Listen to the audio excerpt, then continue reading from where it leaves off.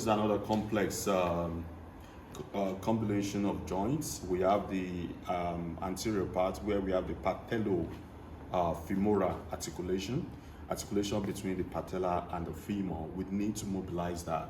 In most patients with anterior knee pain or even osteoarthritis of the knee, the patella gets stuck.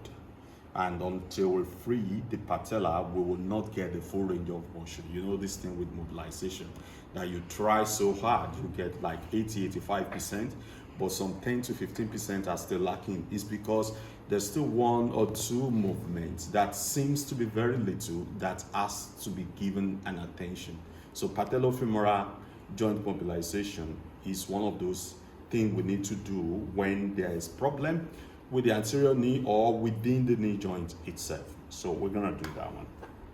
Then when we're done with that, we're gonna look at the great articulation between the tibia and the femur. Sorry, this bone is not very compact, but you can see the tibia bone here, you can see the femur bone here. We can articulate them, right? You're gonna see that the femur end is what? Convex. And the tibial epicondyle, medial epicondyle is concave in nature. So we're going to glide this way. There is no articulation between femur and fibula, just a space. It's just between femur and tibia. So the way we can glide proximally is to glide it this way, okay? And when we glide that way, what movements are we going to gain based on convex concave rule?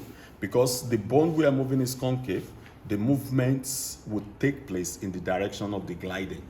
So if we're gliding this way, we're going to gain extension, because extension is the one that goes to the front. Flexion goes to the back, like this. Extension goes like this. Okay, so you have to take note of that. We're going to do that. Then when we're done with that, we'll now come to between tibia and fibula, right?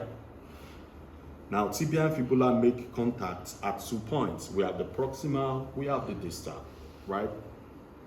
Now, when you look at the proximal contact, if I take this fibula out, you will see that the articulating surface of the fibula is rather concave in nature. It's not convex, right?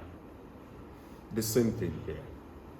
And which one do we move? Which one do we keep stable between tibia and fibula? Because fibula is relatively free from the knee joint. It's easier to mobilize fibula while keeping the tibia stable.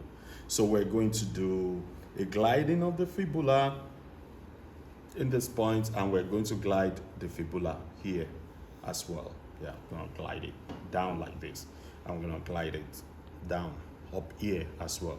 Then when we're done, we'll come to the ankle joint, but this is just the knee joint. Maybe we should start with that. Cut.